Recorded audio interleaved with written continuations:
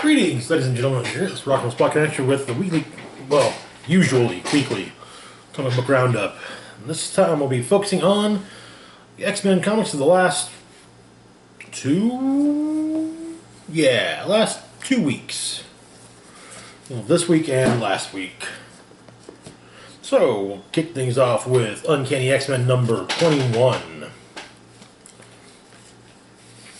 Where we left off with our Merry Mutants. Well, things were not looking good. The ONE decided to terminate its relationship with Emma Frost, and so she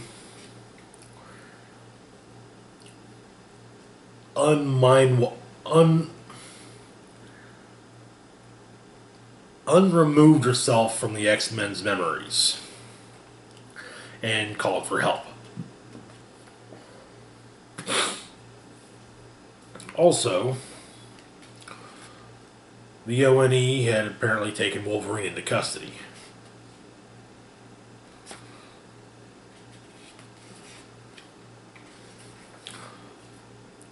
So we open up at the Hellfire Club.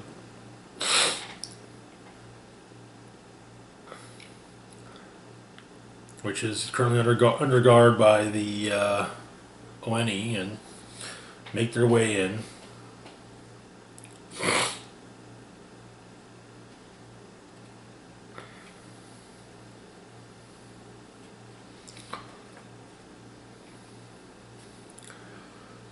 And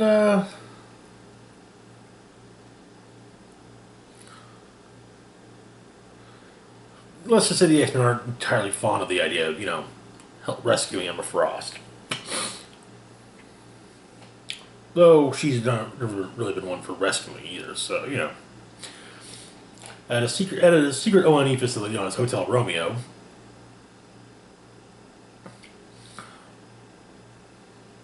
their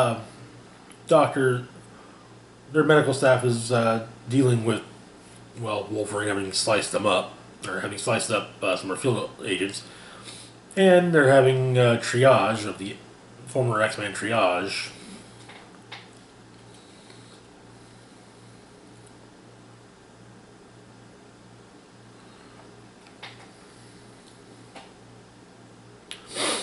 Who's basically making sure everyone survives. Well, it turns out the head of the medical staff basically he's got a taser in him, and so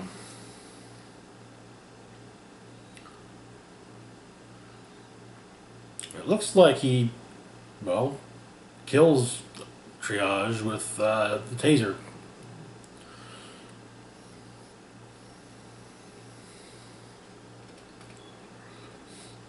So there's a little bit of arguing between the X-Men and Emma, and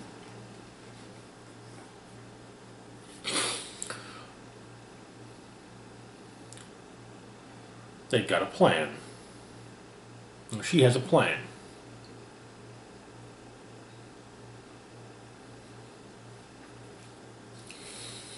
Wolverine cuts his way through the ONE facility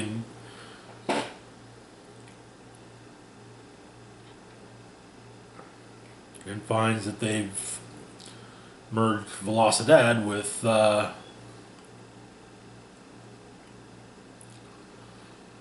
one of the X-Men, obviously a speedster, with Warlock, so that he can produce Warlocks that reach maturity faster. And so Logan puts him out of his misery. So Emma explains what she has been doing, which doesn't make her any new friends amongst the X-Men.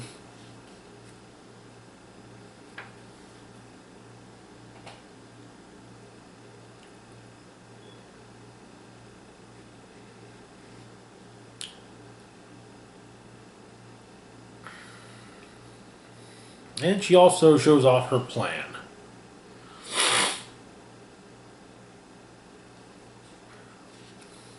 But first they have to rescue Logan. However, Banshee is killed in the rescue mission.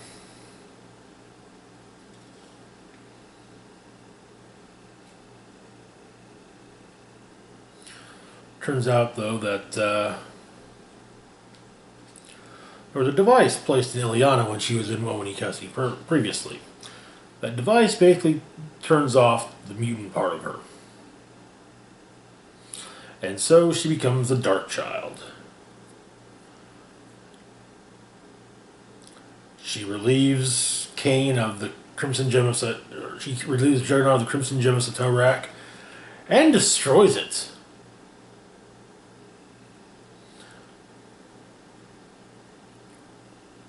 Hope then uses Magic's powers to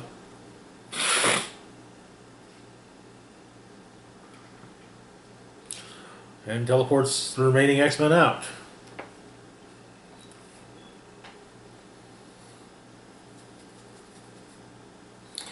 They get into a brief scuffle with the ONE, but then they all get back together, including Cortez and Dr. Nemesis. Then suddenly, the ONE's troops stop moving. Next thing that happens, one of them asks Havoc if he's alright and offers to help him up.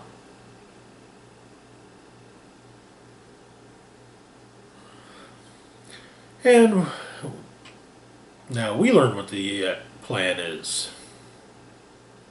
And what the plan was.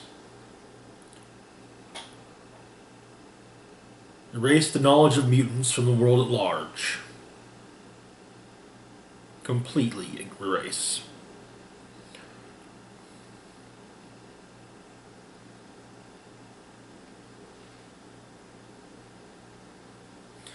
Though I am curious about the scar on the side of Emma's head, but maybe I missed something in one of the previous issues, or I'm just not remembering.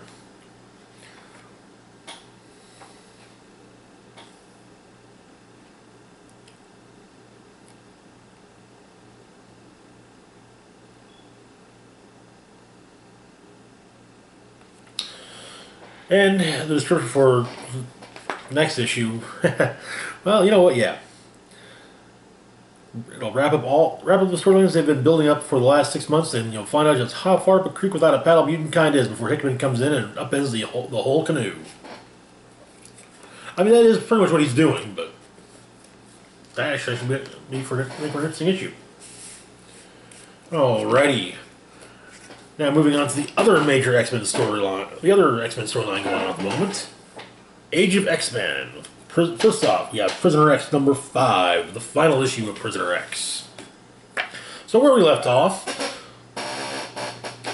there's a riot in the Danger Room, and Forge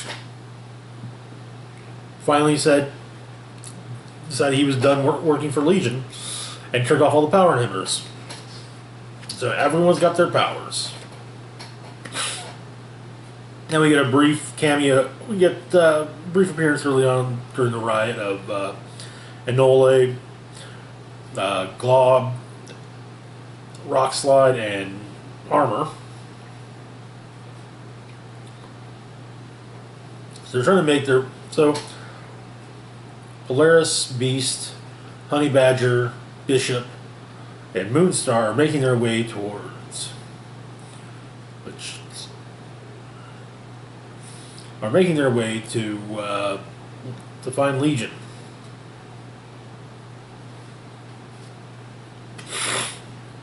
Though Legion basically explains he's not going to hit as easy for them at all.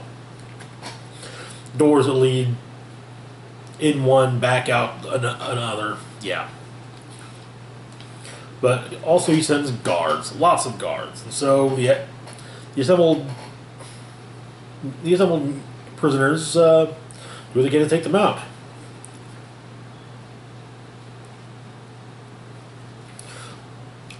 Then Polaris explains that she has an idea. Leave her behind. She'll take care of the guards. And the rest of them go after Legion. And so they find Legion. And they're fighting on Legion's turf.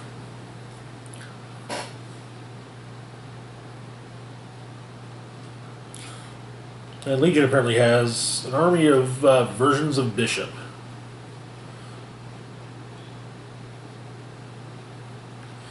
However, Shard, Bishop's long dead sister, pops out of Legion and is trying to explain to them just who it is that Legion is working with. And he's trying to tell them, but she can't. It's explained. But then Legion reappears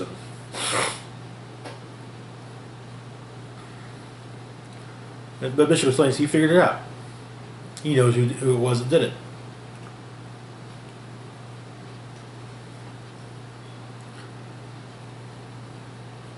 And then a power number collar gets slapped around Legion's throat, and they're back off the astral plane. And it's explained then who it was, and he gets knocked out with one punch. But then they catch back up with Polaris, and Bishop explains exactly who it is that was working with Legion. Nate Gray of the X-Men, also known as X-Man. And of course, this is all leading up to Age of X-Man Omega. Next up, we got Age of X-Man Apocalypse and the Extracts. Where we left off, Eye-Boy had discovered the truth about Apocalypse, and his son Genesis had been killed. Also, Colossus had left the X-Men and actually joined up with the Extracts.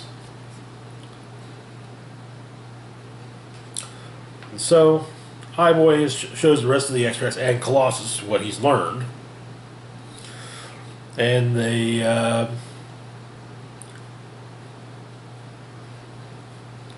ask Unveil if she's ever used her powers on them.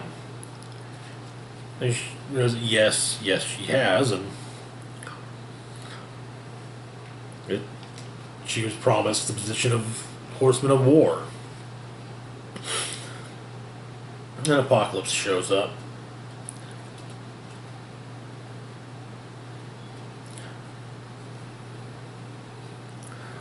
And he also explains a few of the names he's had over the years, over the centuries. Huitzilopochtli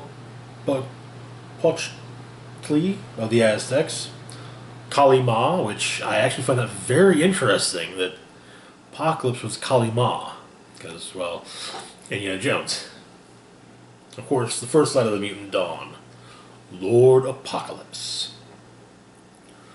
But he's about to... Colossus goes up against him. They all go up against him.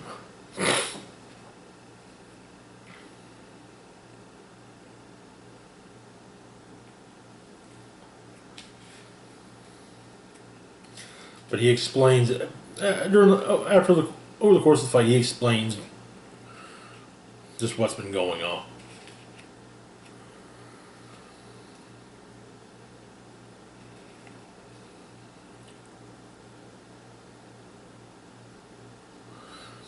And basically, kind of he also explains that he gave a portion of his celestial powers to Genesis, his son.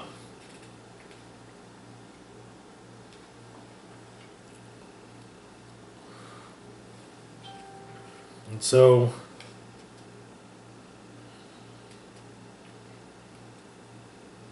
they decide to come back together just as the X-Men show up.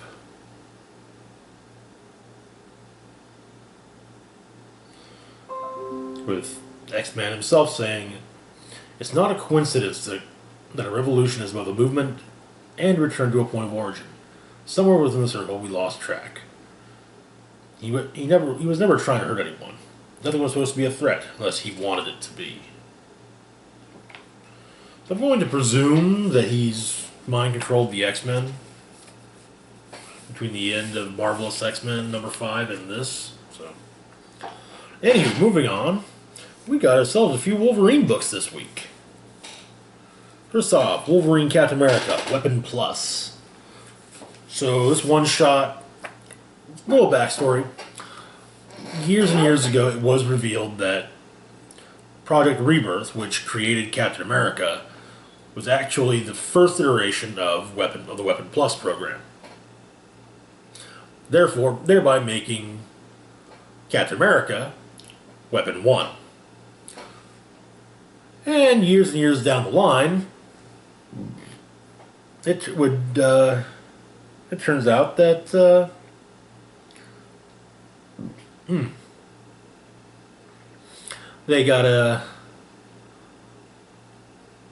they decided to basically experiment on a short Canadian mutant that had been working with the project on and off for the last few decades, and they bonded adamantium to his skeleton and wiped his memories and put in false memories, and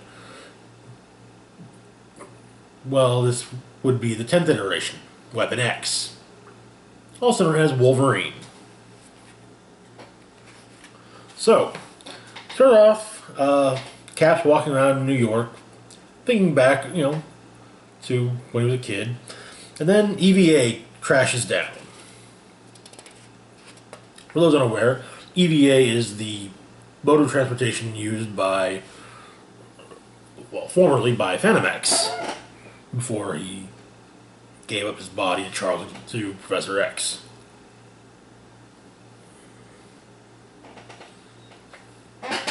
But he's got a holo recording for Cap. But basically, kind of okay, this is what's going on. However, there are also some soldiers that follow Wolverine. So, Wolverine and Cap smack the soldier around a bit, but it's they're strong as hell, but they go down easy.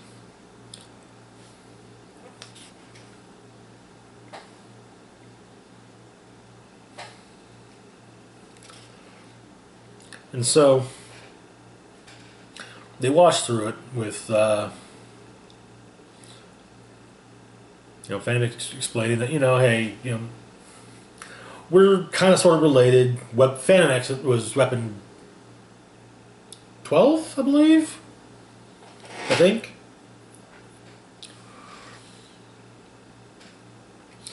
The side story, we're following a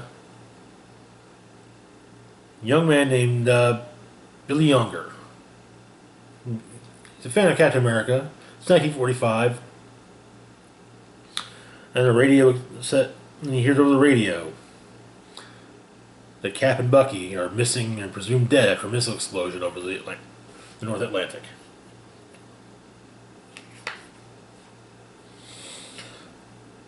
So they follow up on the research that Phantom X had picked up from a murder reporter, and start following leads. We then fast forward in the Billy Younger story. We fast forward to 1953. He keeps on. He wants to be the next Captain America. He's begging and pleading, but no one will let him. Well, Cap and Wolverine in the present find a room filled with tech from various. See, we got Oscorp tech, Stain International tech, Sickle tech, Roxxon tech. We've even got some red pills, white pills, and blue pills, a la Nuke.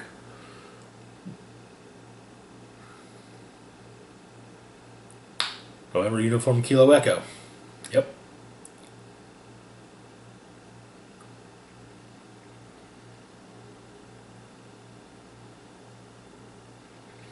Also, here's we have a list of delayed projects. Weapon 2. It says the lead was R. Pierce. I wonder if that has any relation to Donald Pierce.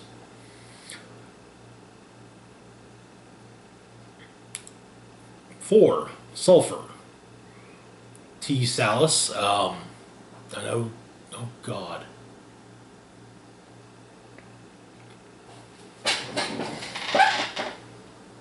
No, can't do that because we're up on shit.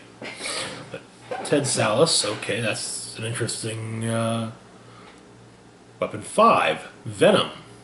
Lead, Nick Fury. Obviously, this is that's in reference to the Venom. I believe it was the one-shot Venom. Wolverine and Nick Fury in Vietnam dealing with some symbiotes. Power. N. Burstein is the lead. That's also Project 6. Project 7, Homegrown. Trigger is listed as the lead is wiped out. The trigger is November Uniform Kilo Echo. Nuke. Psych.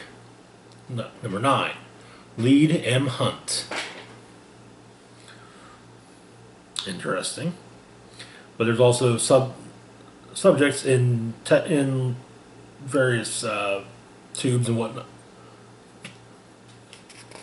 Though some of those subjects are awakened, and of course go after Wolverine and Cap. Cap fights him. Or they both fight him.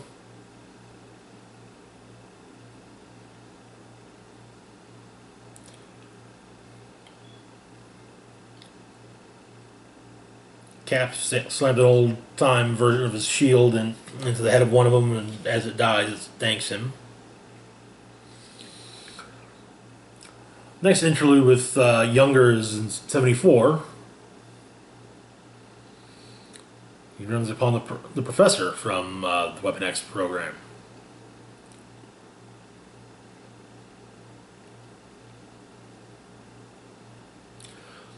Maybe he can become the next Cap, but the professor says, yeah, no, you've aged out. It's not going to happen.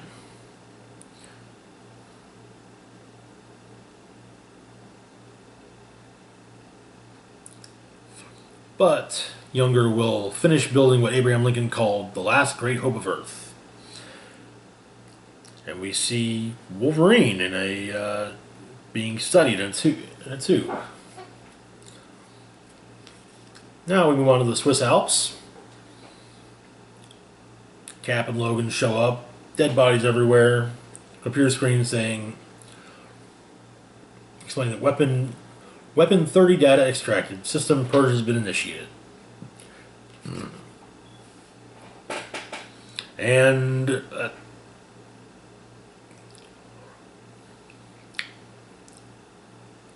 a very demented version of Captain America is there.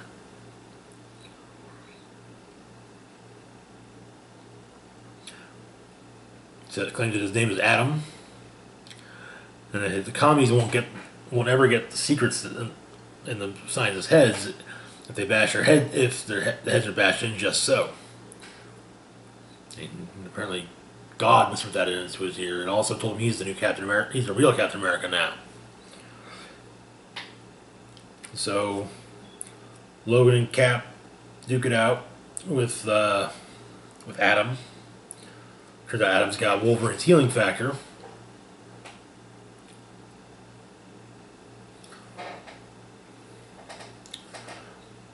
And Younger, now Professor, is watching.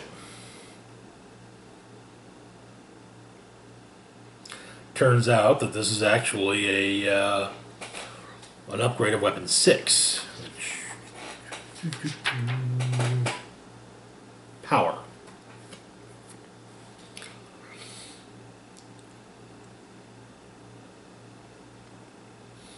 Younger orders the lab blown up remotely.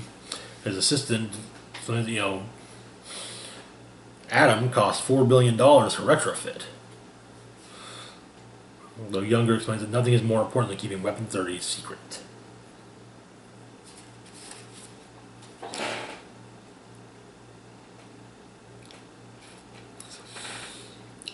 Logan smells the C4, and him and Cap manage to get out with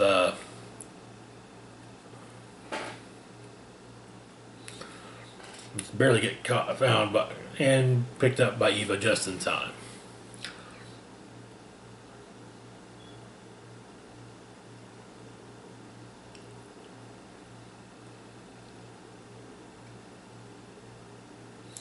But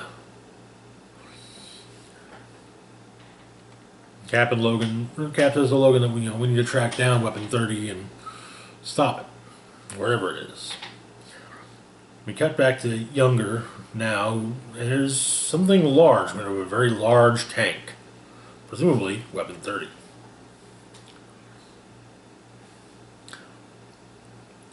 That's Ted Salas. Ted Salas' Man-Thing.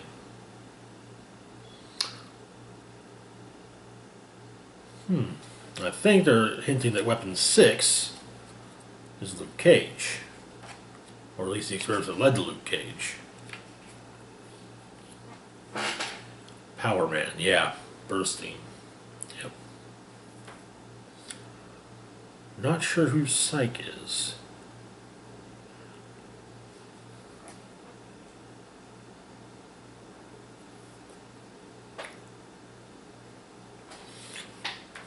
And that's where the issue ends. Looks like this will be simply the first of many, or at least a few, Weapon Plus related one-shots. Next up, we've got Wolverine versus Blade. So,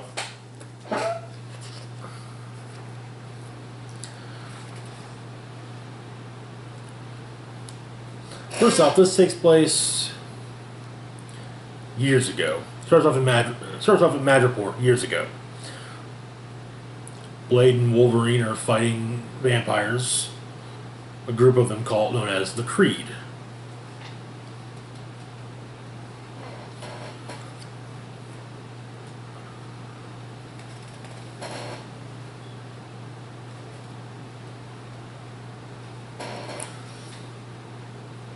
But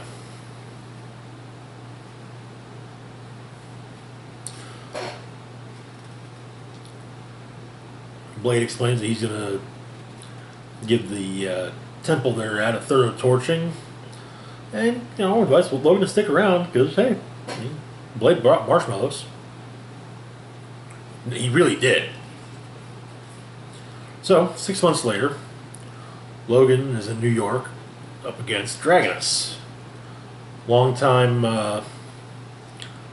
X-Force foe, member of the Mutant Liberation Front. Briefly, somewhat of an X-Men ally, actually, though. After End Day. But during the fight, Wolverine cuts up one of her wings and she falls and is impaled on a piece of wood. And promptly turns into smoking ash. So Wolverine does some searching. He finds a box with the symbolism from the Creed. Around the same time in von Stadt, Germany, Blade is fighting,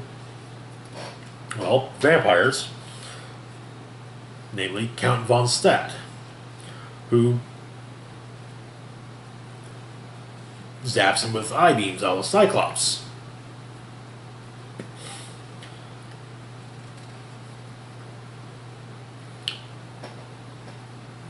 And Blade wants to know where he get the eye beams from.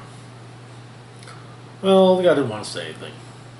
So the Sun comes up and takes care of von Stadt. In New York, at the Sanctum Sanctorum, Logan brings the box to Doctor Strange, who explains explains who the Creed are. There are only three who.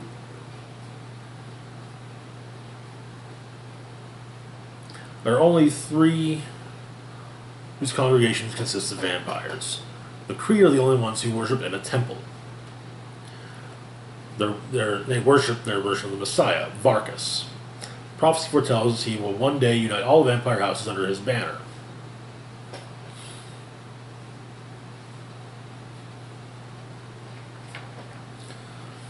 The box, it turns out, is possibly a vessel of the Khandra.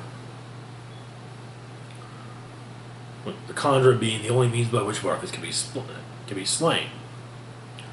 According to the scripture, Varkas can't be killed except in the manner depicted in the Khandra. The banner shows a pictogram showing Wolverine and Blade. Blade, meanwhile, is caught up with one of his sources of information, Desmond, and they talk a bit. And Desmond explains that the Creed have been, turning mutants into vampires. And also tell them, about Varkas, the ultimate vampire. And according to their lore, Varkas is a mutant. Cut to Belize, Central America, and Logan is following a locator spell.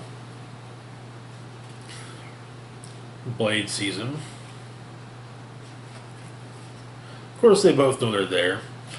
So, they gotta duke it out, and duke it out they do. Both of them thinking the other is the Vampire Messiah, by the way.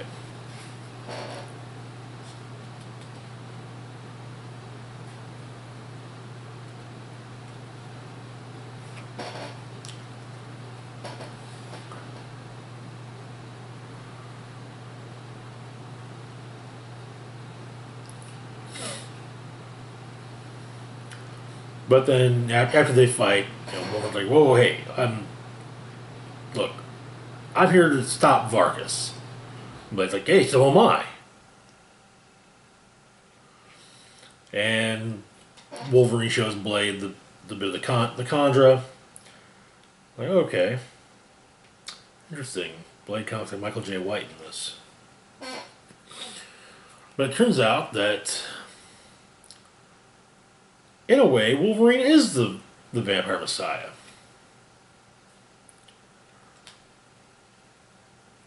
Apparently the Creed sliced a huge chunk of meat out of Wolverine in the 6 months prior bit. Some vampire magics were utilized, and the clone of Wolverine was made into Varkas. So Blade fights off the vampires. Well, they both. And then they take care of Varkas.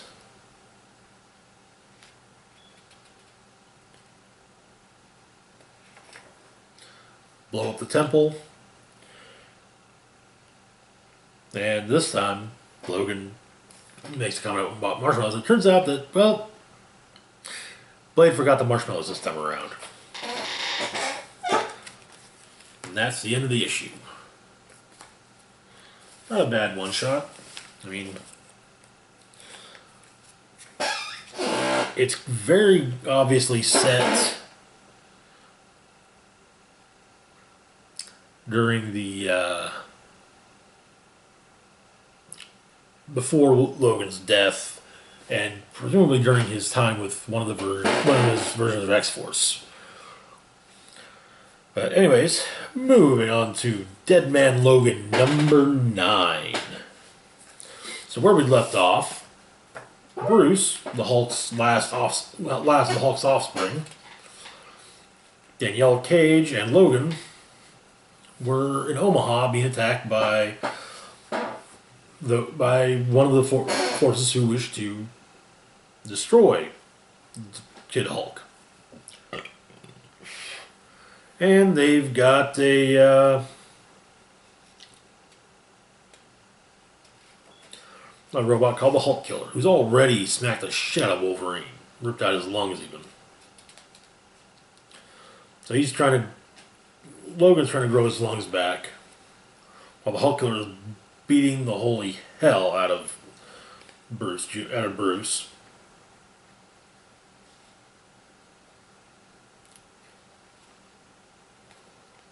But Logan comes to his rescue.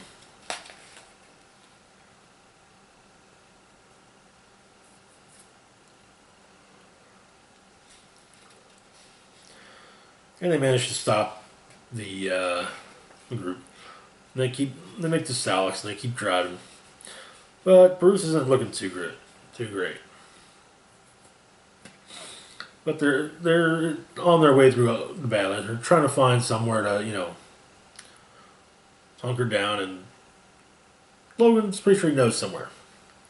Back in Omaha, the group who were trying to kill Logan, Bruce, and crew run into Sabretooth in the army he's building. Asking what direction that Logan went in. Turns out that the place in the Badlands that Logan was looking for was run by Forge. Forge and Logan have a chat. Forge knows what happened that night. He doesn't hold against Logan. Turns out that Red Skull killed Mysterio himself a few days after it happened. But, yeah.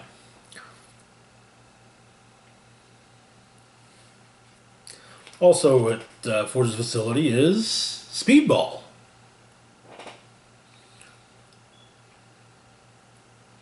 Turns out the kinetic energy inside has been building for decades, and he's supercharged. One bounce and boom. But the cell he's in will keep him from exploding. So Logan explains to Danny and Bruce that he's leaving, though. He's gonna go back home. He knows the end's coming. So he's gonna go back to home and basically die with his family.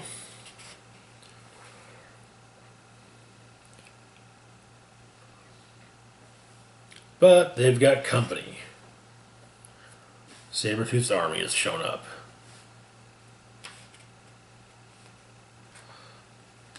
And then we get an in memoriam of the Kingpin from Old Man Logan. It's a neat little, the initial Old Man Logan story. Anyway, that's it for now. As always, feel free to like, share, and subscribe. Hit the bell icon to be notified when I put up new content. Let me know in the comments what comics you picked up this week. What do this week and last week. What you thought of them? Links to my Facebook, Twitter, Patreon, and PayPal in the description box down below. This is Rock and Roll Spock signing off saying, live long and rock hard.